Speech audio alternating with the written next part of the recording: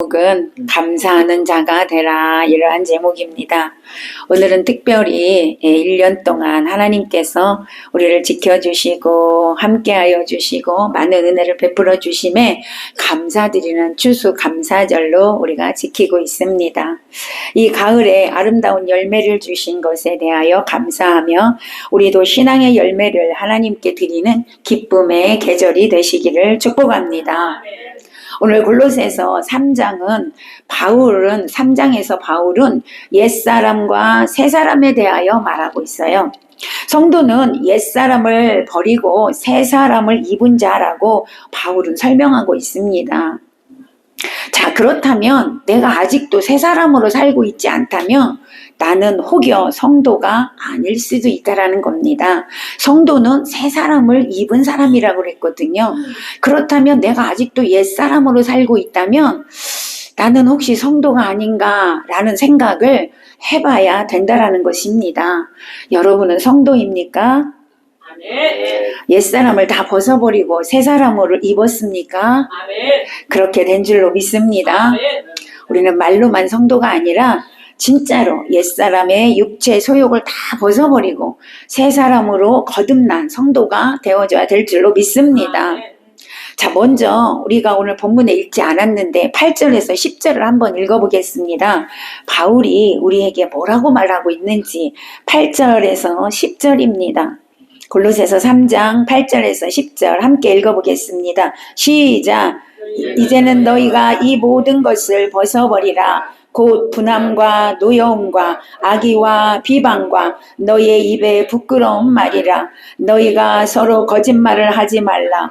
옛사람과 그 행위를 벗어버리고 새 사람을 입었으니 이는 자기를 창조하신 이의 형상을 따라 지식에까지 새롭게 하심을 입은 자니라. 아멘. 성도가 이런 자라는 거예요. 옛것을 다 벗어버리고 이제 예수 그리스도를 통하여 새로운 형상을 따라 지식에까지 새롭게 하심을 입은 자가 바로 성도라고 바울은 우리에게 말씀하고 있습니다. 새롭게 태어난 자로서 이제는 어떻게 살아야 되냐? 거룩하고 긍휼과 자비와 겸손과 온유와 오래 참음의 열매들을 맺고 살아야 되는데 그것을 더하여서 용납하며 용서하는 삶을 살면서 그런 삶을 살기 위해서 사랑을 더하라. 사랑의 옷을 입어야 된다라고 말하고 있습니다. 이게 성도의 모습이라는 거죠. 우리 모두는 새롭게 된 자들로서 그리스도의 옷을 입고 하나님께서 원하시는 삶을 살아가시기를 축복합니다. 오늘 본문에서 새 사람이 된 성도들은 어떤 삶을 살아야 되냐? 감사하는 삶을 살아야 된단다. 감사의 생활을 해야 한다라고 말씀하고 있어요. 자, 그럼 본문을 통해서 성도는 무엇을 감사해야 하는지 우리가 보기로 하겠습니다. 일단 저와 여러분이 이미 새 사람을 입었다라고 생각하는 거예요. 그래서 이렇게 새 사람을 입은 자는 항상 삶이 어떻다고요? 감사해야 된다. 감사해야 된다. 자, 첫 번째 무엇을 감사하냐? 그리스도의 평강이 다스리게 됨을 감사하는 삶을 살아라 말씀하고 있습니다. 자, 15절 다시 한번 읽어볼까요? 15절 시작! 그리스도의 평강이 너희 마음을 주장하게 하라. 너희는 평강을 위하여 한 몸으로 부르심을 받았나니 너희는 또한 감사하는 자가 되라. 아멘. 자, 그리스도는 하나님과 인간을 화해시키려고 오셨어요. 그렇죠? 네. 우리 인간에게 평강을 주시기에 오셨다는 겁니다. 하나님과 화해하고 인간과 인간 사이에 화해를 이루시기 위해서 예수님이 오셨습니다. 이 평강은 그리스도로 말미암아 우리에게 주어지는 건데, 성도에게 주어지는 건데, 오늘날도 여전히 지금도 성령님을 통하여 이 평강이 우리에게 주어지고 있음을 믿으시기를 바랍니다. 아멘. 자, 여기서는요, 그리스도의 평강이 주장하게 하라 그랬어요. 너의 마음을 주장하게 하라. 예. 그리스도의 평강이 나를 주장하게 하라. 이게 무슨 말이냐? 그리스도로부터 오는 평강이 우리를 지배하고 우리를 통치하도록 해라. 우리를 다스리도록 해라. 이 말이에요. 우리가 살아가면서, 이 세상을 살아가면서 우리 마음에 어때요? 애증이 사랑과 증오가 끊임없이 다투고 있어요. 끊임없이 대립되고 있어요. 네. 이런 삶 속에서 그리스도의 평강이 그런 마음을 다스려서 통제해서 너의 삶 속에 화목이 있고 사랑이 있고 화해가 있게 해라, 이런 뜻이에요. 성도는 이런 삶을 살아야 된다, 그런 말입니다.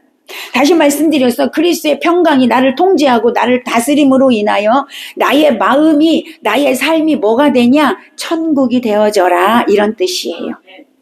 왜냐하면 여러분, 천국이 뭐냐? 천국이 뭘까요? 천국은요, 예수 그리스도가 다스리고 통제하고 예수님이 통솔하시는 그곳이 천국입니다. 예수님이 다스리는 곳이 천국입니다. 그러니까 무슨 말이에요? 여러분의 마음을 누가 다스려야 된다는 거예요? 예수님이 다스려야 되는 거예요. 그래야 여기가 평강이 오는 거예요.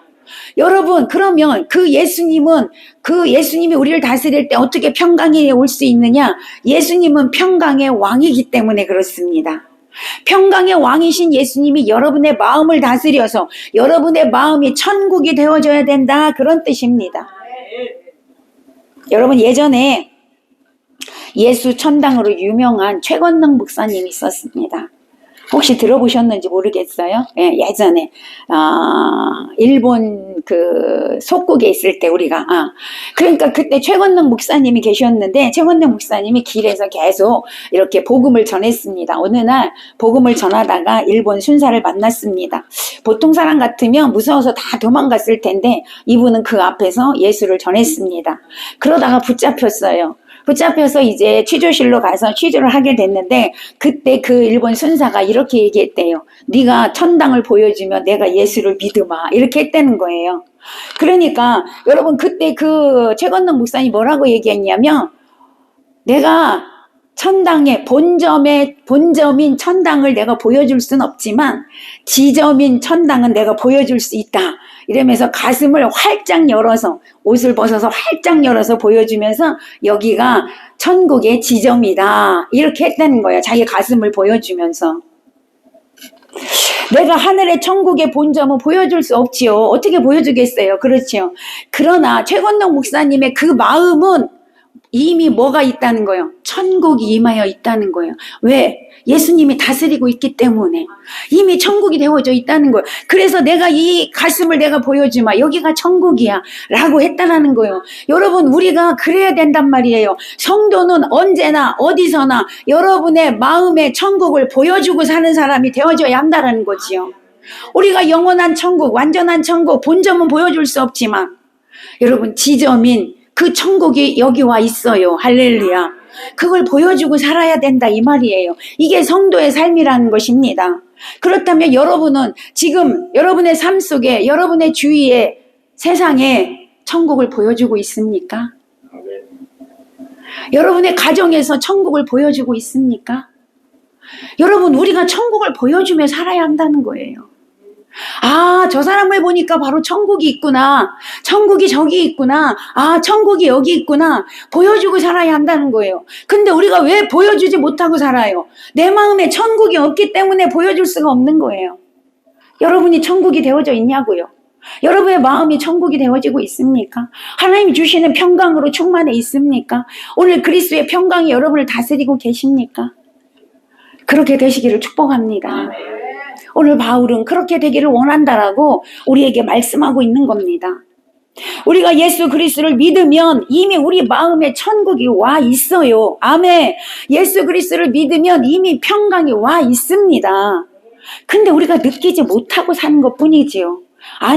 아니면 내가 진짜 예수를 마음에 영접하지 않고 있다라는 증거가 되는 거죠. 여러분, 이미 예수님이 나를 다스리고 있다며 우리는 천국이 와 있음을 믿으시기를 바랍니다. 그래서 감사하라는 거예요. 그리스도의 평강이 너희 안에 있기에 감사하라. 감사하라. 여러분, 이 평강은요, 감사의 기초가 됩니다. 평강이 없으면 감사할 수가 없는 거예요. 에베소서 5장 20절에 보니까 범사에 우리 주 예수 그리스도의 이름으로 항상 아버지 하나님께 감사하며 그랬습니다. 우리가 예수님을 마음에 모실 때 이미 평강이 와 있고 감사가 있는 것입니다. 예수님을 마음에 모시지 못한 상태에서는 절대로 평강도 없고 감사도 없습니다. 주님은 평강을 주시기 위해서 오셨기 때문에 그렇습니다. 여러분이 예수를 진심으로 믿고 마음에 영접했다면 이미 성도가 된 것이고 그 안에 예수 그리스도의 평강이 있다는 걸 믿으시고 누리시고 감사하는 자가 되시기를 축복합니다. 이런 삶이 되기 위해서는 여러분 이 복잡한 세상 여기를 봐도 저기를 봐도 스트레스 받을 일만 있는 이 세상을 바라보는 게 아니고 내 환경을 보는 것이 아니고 오직 예수 그리스도 평강의 그리스도만을 바라보시기를 바랍니다. 그래야 된다는 거죠. 우리가 아무리 사망의 음침한 골짜기를 지금 걸어가고 있다고 해도 우리가 주님만 바라본다면 여러분 그곳에 소망이 있고 그곳에 평강이 있는 줄로 믿으시기 바랍니다. 그곳에 여러분의 감사할 조건이 있다라는 것이죠. 오늘 저와 여러분은 주님이 평강으로 나를 다스리고 있다는 거, 주님이 나를 주관하고 있다는 걸 믿으시고 감사하시기를 바랍니다.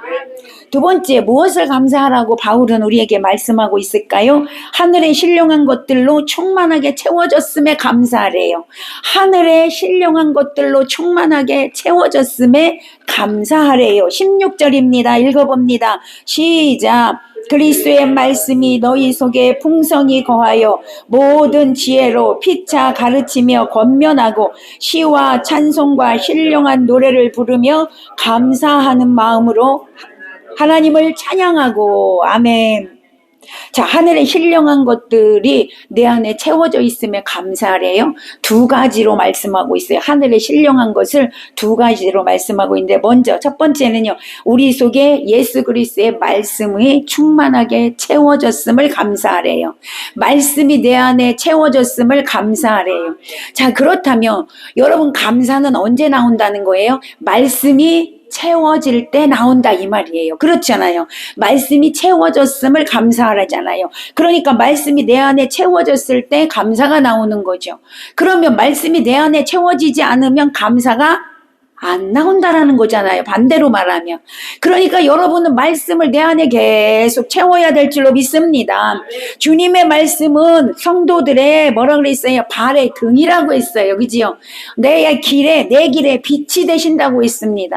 말씀은 여러분의 등불이 되고 빛이 되어 주신단 말이에요. 이 깜깜한 이 세상을 살아갈 때 말씀이 여러분의 등불이 되어주고 여러분의 가는 길에 빛이 되어 주심을 믿으시기 바랍니다. 그래서 이 말씀은 항상 우리를 진리 가운데로 인도하고 이 말씀은 항상 우리의 불의를 분별할 수 있는 지혜와 힘을 주시는 줄로 믿으시기 바랍니다. 그래서 바울은 그리스도의 말씀이 우리 교회된 우리 속에 가득 채워지기를 원한다라고 오늘 말씀하고 있는 거예요. 디모데후서 3장 14절에 보니까 너는 말씀을 배우고 확실한 일에 거하라. 확실한 게 뭐예요? 말씀에 거하라 이 말이요. 여러분 말씀보다 확실한 게 어디 있어요? 이 세상에 말씀보다 확실한 게 있습니까? 없습니다. 말씀에 거하라. 열심히 배우고 말씀에 거하라. 호세아서 4장 1절과 6절에서는요. 내 백성이 하나님을 아는 지식이 없어서 망한다. 이렇게 말씀하고 있어요. 여러분 내가 왜 망합니까? 하나님을 아는 지식이 없어. 말씀이 없어서 망한다 이 말이에요. 왜요? 말씀이 나의 발에 등이요. 그렇잖아요. 불이요. 내 길에 빛이요. 내가 가는 길을 비춰줘. 내가 가는 길에 등불을 밝혀줘. 그러니까 여러분이 승리의 길을 갈 수가 있는데 말씀이 없으니까 깜깜하니까 어디로 가야 될지 이리로 가도 깜깜해. 저리로 가도 깜깜해.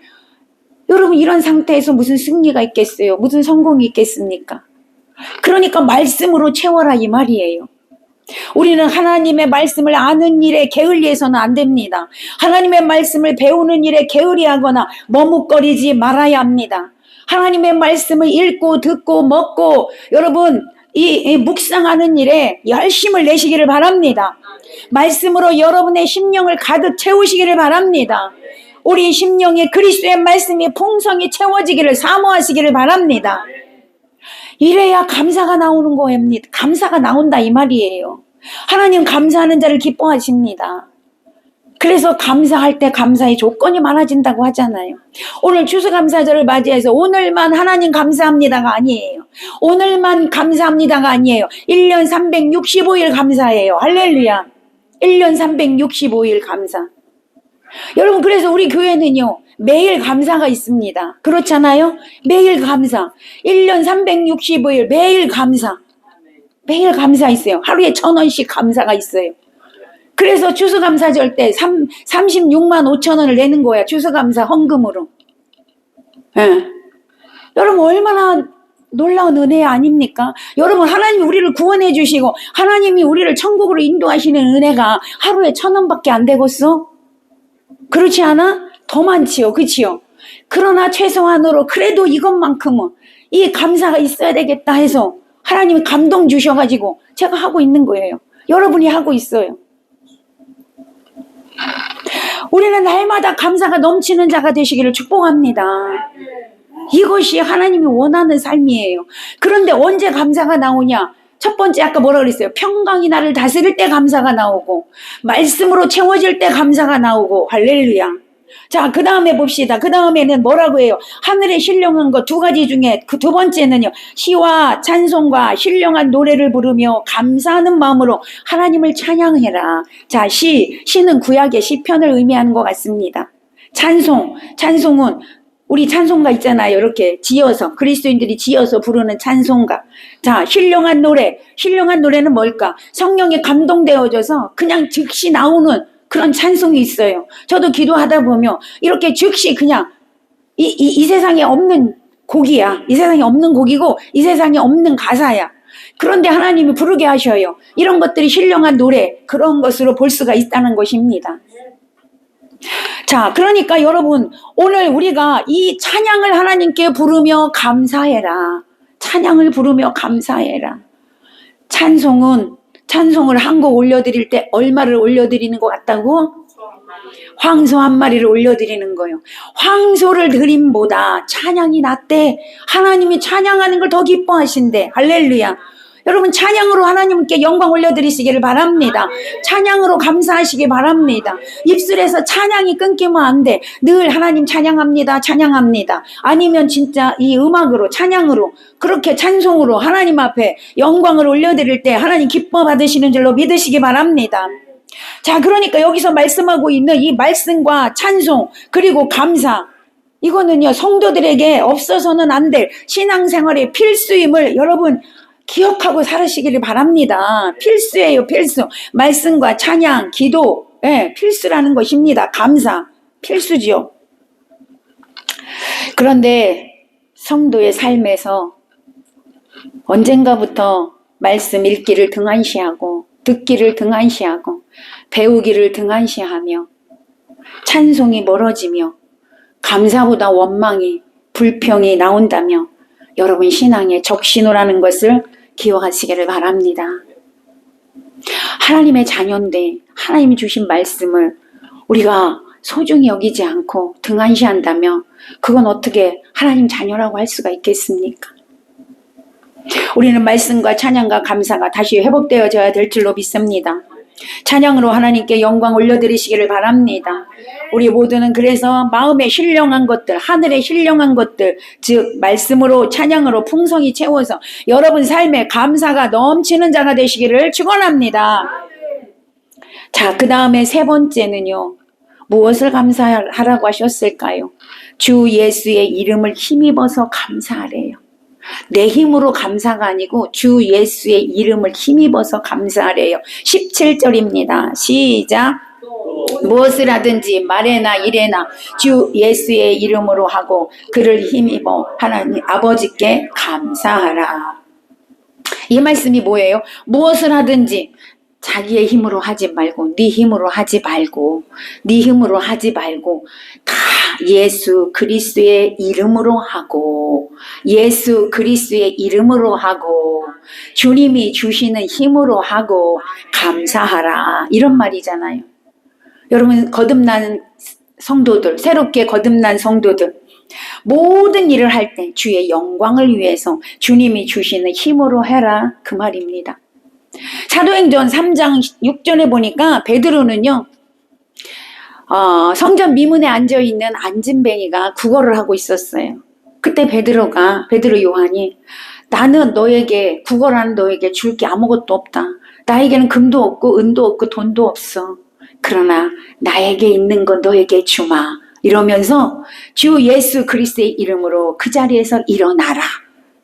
여러분 벌떡 일어난 줄 믿으시기 바랍니다. 그를 통하여 여러분 하나님께 예수 그리스도께 영광을 올려드렸습니다. 그런데 오늘날 여러분 우리는 어떻습니까? 우리의 삶을 통하여서 그리스도의 이름이 영광 받으시게 살고 있으신가요? 나를 통해서 여러분을 통해서 예수님이 영광 받으시고 계신가요? 여러분 돌아보세요. 나를 통해서 예수님이 얼마나 영광을 받고 계실까? 나를 통해서 예수님이 얼마나 기뻐하실까? 초대교회들은요 오직 하나님의 영광을 위해서 살았어요.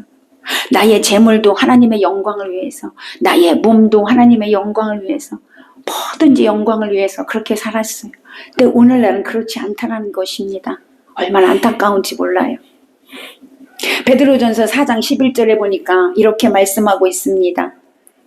만일 누가 말하려면 하나님의 말씀을 하는 것 같이 하고 누가 봉사하려면 하나님이 공급하시는 힘으로 하는 것 같이 하라. 이는 범사에 예수 그리스도로 말미암아 하나님이 영광을 받으시기에 하려 함이니 그에게 영광과 권능이 세세에 무궁하도록 있느니라. 아멘. 자, 누가 말을 하려면 어떻게 하라고요? 내가 하고 싶은 말을 하는 게 아니고 여러분 성도는 말을 조심해야 합니다. 성도는 말을 아껴야 합니다. 함부로 말하면 안 됩니다. 내가 말을 하려면 이 말이 하나님이 하게 하시는 말인지 하나님이 기뻐하시는 말인지 하나님이 하시는 것처럼 말을 해라. 여러분 돌아보십시오. 내가 그동안 하던 말이 하나님처럼 했는가? 하나님이 하시는 말처럼 했는가? 하나님이 말씀하시는 것처럼 했어요? 아니잖아. 내가 하고 싶은 대로 그냥 내 속에 있는 거 다 토해버리고 그렇게 살잖아 우리. 그러니까 여러분 앞으로는 회개하시고 앞으로는 내가 말을 할 때 이 말이 하나님이 기뻐하시는 말인지 하나님이 원하시는 말인지 여러분 생각해보고 말하는 저와 여러분 되시기를 바랍니다. 그것이 성도의 삶이라는 거예요. 그러니까 말을 할 때도 예수 그리스도에 힘입어서 말을 하라 이 말이에요. 자, 그 다음에는요. 봉사할 때도 예수 그리스도를 힘입어서 봉사하래요. 하나님께서 공급하시는 힘으로 봉사하래요. 내 힘으로 하는 것이 아니라 하나님께서 주시는 능력으로 봉사하래요. 여러분 내 힘으로 하게 되면 내가 하다 보면 내가 자랑이 돼. 내가 이만큼 했는데 내가 이렇게 했는데 이게 나온단 말이에요. 그래서 어떻게 돼요? 불평이 나오기 시작합니다. 결국엔 어떻게 될까요? 시험 들어서 봉사도 안 하고 교회도 떠납니다. 여러분이 잘 아는 마르다와 동생 마리아를 보십시오. 마르다와 마리아 똑같이 예수님을 사랑했어요. 그렇죠? 사랑했어요. 예수님도 그들을 사랑했고요. 이 둘도 사랑했습니다. 그래서 마르다는 어떻게 했어요? 내가 예수님을 사랑하니까 예수님이 이제 말씀 전하러 오시니까 내가 뭐 한대? 내가 식사를 대접해야지. 부엌에서 열심히 일을 했어요. 그런데 마리아는요. 나는 예수님을 사랑해. 그래서 나는 예수님 말씀 하시는데 나는 말씀을 들을 거야. 마리아가 그렇게 선택을 했습니다. 그러나 여러분 마르다는 열심히 예수님을 위해서 식당에서 봉사를 하다가 뭐가 나왔냐면 불평이 나오기 시작했어요. 왜? 마리아가 도와주지 않았거든요. 자, 마르다가 그러면 왜 불평이 나왔을까? 내 힘으로 했을까? 예수님이 주시는 힘으로 했을까? 내 힘으로 했던 것이죠. 내 힘으로 했기 때문에 불평이 나온 거예요. 결국엔 예수님께 찾아가서 막 화를 냈습니다. 예수님, 나는 이렇게 예수님을 위하여 식사 준비하냐고 바쁜데 나는 이렇게 바쁘고 힘든데 마리아는 예수님 앞에 앉아가지고 말씀만 듣고 있네요. 그러니 빨리 마리아에게 너 가서 마르다 도와주라고 얘기 좀 해주세요 라고 불평을 하기 시작했습니다. 마르다는 하나님께서 공급하시는 힘으로 하지 않았기 때문에 내 힘으로 했기 때문에 이런 결과를 낳게 된 겁니다. 여러분 현실의 교회도 별반 다르지 않습니다. 열심히 주를 위하여 교회를 위하여 봉사하지만 결국엔 시험 들고 불평하고 네, 원망하는 그런 경우가 얼마나 많습니까? 그러므로 우리는 무엇을 하든지 그리스도의 이름을 힘입어 해야 합니다. 자, 그러면 왜 우리는 이렇게 그리스도의 이름을 힘입어서 이렇게 해야 할까요? 그 이유가 뭘까요? 성도는 이미 육신이 십자가에 못 박힌 존재들이기 때문에 그렇습니다. 이미 십자가에 못 박힌 존재들이에요. 이미 나는 십자가에서 죽었어요. 여러분, 죽은 사람은 이름이 있어요, 없어요? 없어요. 죽은 사람은 그때부터 이름 없어요. 안 쓰잖아요. 마찬가지예요. 우리는 십자가에 이미 못 박혀 죽었습니다. 그러기에 우리에게는 육의 이름은 없습니다. 이제 우리는 육의 이름은 없고요. 그리스도와 함께 다시 살았기 때문에 그리스도의 이름만 우리에게 있습니다. 아멘. 여러분의 이름은 그리스도의 이름이에요. 아멘. 그래서 예수 그리스도의 이름을 가지고 살아라 라고 말씀하시는 것입니다. 그리스도와 함께 십자가에 죽은 모든 성도에게는 육신의 이름이 없다는 것이죠. 예수께서 부활하시고 승천하시기 전에 모든 그리스도인들에게 이제부터는 내 이름으로 구해라. 내 이름으로 구해라. 그러면 내가 다 시행하리라. 아멘. 요한복음 14장 14절에서 말씀하고 있어요. 예수님은 승천하시면서 이제부터 그리스도의 이름으로 무엇을 구하든지 주시겠다고 약속하셨습니다. 그러므로 그리스도와 함께 죽었고 그리스도와 함께 살아 그 안에 그 생명이 감추어져 있는 모든 성도들은 이제 교회에서나 세상에서나 우리의 이 이름이 아니라 예수 그리스도의 이름으로 살아가야 될 줄로 믿습니다. 성도의 이름으로 살아가야 된다 이 말이에요. 그래서 바울은 갈라디아서 2장 20절에서 말씀하고 있지 않습니까? 내가 그리스도와 함께 십자가에 못 박혔나니 이제는 내가 산 게 아니래요. 이제는 내가 산 것은 내 안에 예수 그리스도가 산 것이라. 그렇다면 여러분은 성도라는 것이 뭐예요? 여러분이 이미 십자가에 여러분의 모든 것을 못 박은 자들이란 말이에요. 그럼 이제 여러분 이름으로 사는 게 아니고 우리는 그리스도의 이름으로 살아야 되는 거예요. 그리스도가 여러분 안에 살고 있습니다. 날마다 내 안에 그리스도가 살고 있으면 여러분 인식하고 사시기 바랍니다. 기억하고 사시기를 바랍니다. 그래서 그리스도의 이름에 누가 되지 않도록 살아야 한다는 거죠. 예수님이 영광 받으시기 합당한 자로 살아야 된다 이 말입니다. 하나님의 이름에 먹칠되지 않도록 늘 두려워하면서 삼가 조심하면서 그런 자세로 살아가야 되는 것입니다. 고린도전서 10장 31절에서 그런즉 너희가 먹든지 마시든지 무엇을 하든지 다 하나님의 영광을 위하여 하라. 할렐루야. 그러니까 우리가 살아가는 목적은요, 하나님께 영광이 되는 삶을 사는 게 목적이 되어져야 한다는 거죠. 나의 욕심을 채우고 내 생각대로 사는 게 아니고 어찌게 됐든 간에 하나님의 영광을 위하여 살아가는 자가 되어져야 한다는 것입니다. 자, 그리고 후반절에 보니까 그를 힘입어 하나님 아버지께 감사하라.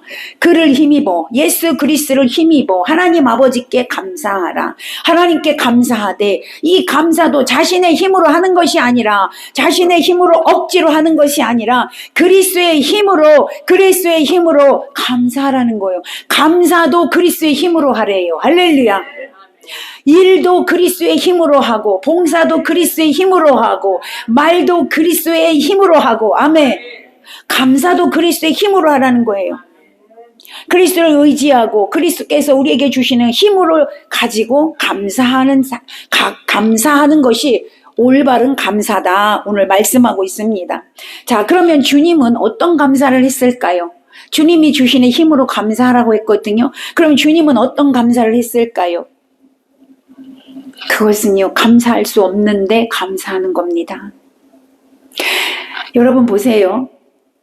예수님이 이 세상에 살면서 감사의 조건이 많았을까? 감사하지 못할 조건이 많았을까? 감사하지 못할 조건이 더 많으셨어. 여러분 보셔. 예수님처럼 태어난 사람이 있을까? 태어날 때 어디서 태어났어? 냄새나는 동물 구유에 태어났어. 거기에 태어난 사람이 이 세상에 누가 있겠어? 그렇지 않아요? 예수님밖에 없어요. 다 집에서 태어나지 어떻게 태어날 데가 없어가지고 마구간에서 그렇지 않아요? 태어납니까? 그리고 나서 출생을 했는데 출생 직후부터 어떻게 생명을 위협받아서 죽임당한다고 죽이겠다고 해서 애굽으로 피신을 가야 해. 좀 자라면서 가난한 목수의 아들의 장남으로서 가정을 책임져야 돼. 얼마나 힘들겠어요. 가난한 목수의 아들 힘들었지요.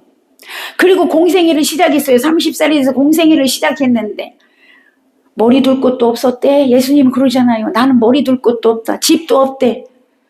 잘 곳도 없다는 거지요. 가는 데마다 핍박이 있어요. 가는 데마다 죽이겠대. 예. 가는 데마다 멸시가 있어. 가는 데마다 여러분 복음 무시를 당했어. 여러분 감사할 조건이 뭐가 있어요? 아무것도 없어요. 유대인들이 맨날 죽이겠다고 달려들잖아요. 결국엔 죽였지만 그렇지 않아요? 예수님은요 하나님이십니다. 아멘. 예수님은 하나님의 아들이십니다. 아들인 동시에 하나님이세요. 그런 하나님이신 예수님이요 이 땅에 육신의 몸을 입고 오셔갖고 이런 고통을 당하셨다고요. 그런데 예수님은 말씀하셨어요. 항상 아버지께 감사하노라. 항상 아버지께 감사하노라. 여러분 가만히 보세요. 예수님보다 여러분이 감사의 조건이 많아 적어? 많죠? 그런데 감사해요 안 해요? 여러분 우리 감사 안 해. 솔직히 말하면 불평할 것만 찾아서 불평하지. 원망할 것만 찾아서 원망하지. 오늘 불평과 원망이 사라지시기를 축복합니다. 예수님을 생각해 봐요. 예수님을 생각해서 여러분 감사하는 자가 되시기 바랍니다. 감사할 수 없는 조건에서 감사했단 말이에요. 절대 감사, 절대 신앙이었단 말이에요. 우리 예수님. 여러분이 오늘 이것이 회복되시기를 축원합니다. 절대 감사, 절대 믿음, 절대 신앙으로 회복되시기를 바랍니다. 그래야 여러분의 삶의 감사의 조건을 하나님이 허락하신다 이 말입니다. 오늘 사도 바울은 우리에게 그리스도를 힘입어 감사하라고 말씀하고 있어요. 주님이 우리에게 가르쳐 주신 절대 감사, 절대 신앙을 가지고 어떤 조건에서도 감사와 믿음을 잃지 않는 신앙이 되라고 권면하고 있습니다. 그래서 바울은 데살로니가전서 5장 18절에서 우리에게 뭐라고 말씀하고 있어요? 범사에 감사하라. 이것이 예수 그리스도 안에서 너희를 향하신 하나님의 뜻이니라. 아멘. 예수 그리스도 안에서 너희를 향하신 하나님의 뜻이니라. 감사, 감사, 감사. 여러분의 입술에서 감사가 끊이지 않기를 바랍니다. 우리는 범사에 감사하는 자가 되어져서 하나님의 뜻을 이루어 드리는 자가 되어져야 될 줄로 믿습니다.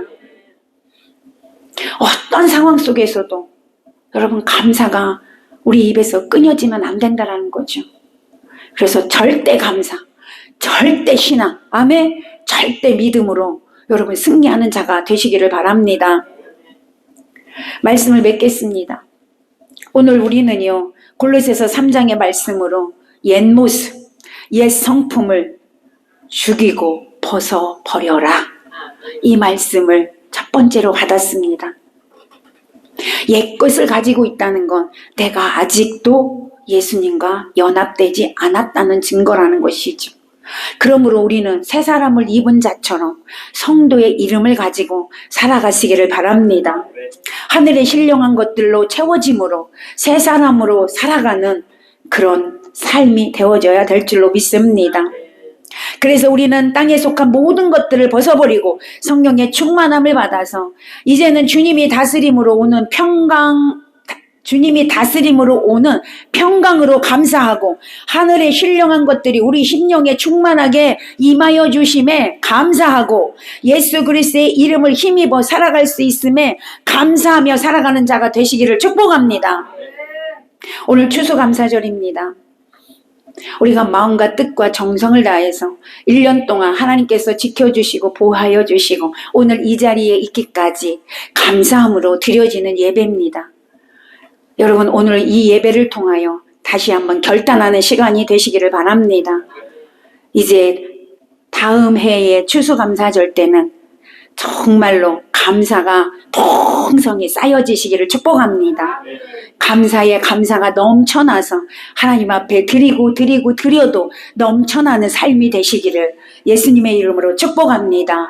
그 삶을 통하여 하나님께서는 영광 받으시고 하나님께는 우리가 기쁨이 되고 여러분 삶에는 풀어지고 회복되는 역사로 나아가시기를 예수님의 이름으로 간절히 축원합니다. 기도하기